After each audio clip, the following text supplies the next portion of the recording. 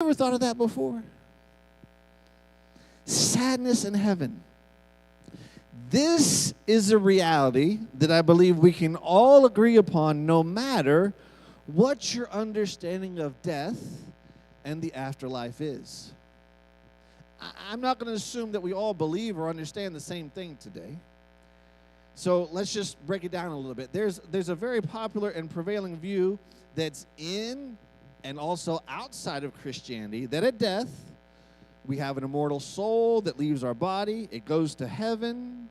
There it will enjoy bliss in God's presence. But one day that immortal soul will then return back to earth when Jesus returns.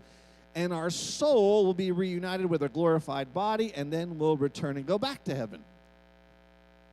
Or if someone rejects Christ at death, their immortal soul will go to hell, where it will be tortured, only to be reunited with the body, where the wicked body and soul then will be cast back into hell and tortured again.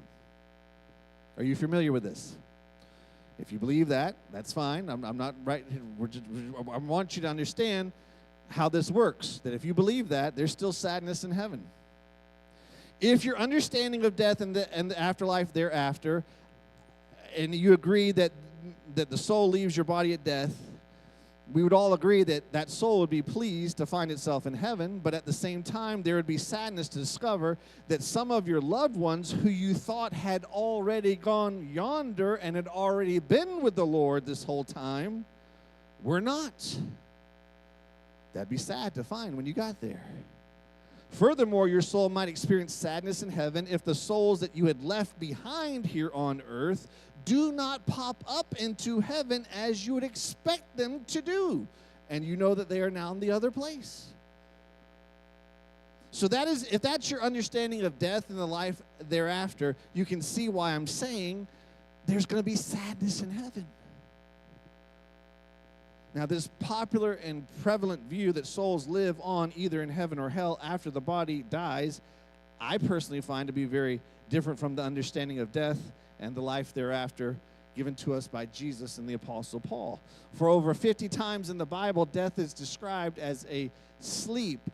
That's the term that Jesus and Paul use over and over for death.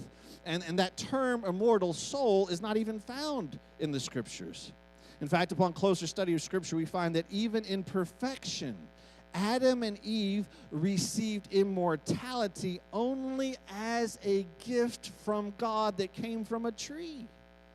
It wasn't like they were immortal because that's what they came packaged with. The tree was called what? The tree of life.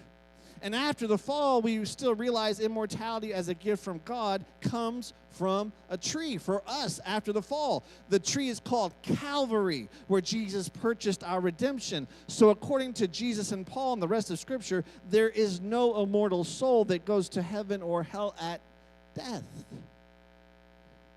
Jesus and Paul describes the dead as in an unconscious state, like sleep, with the only hope of life thereafter to take place at Christ's second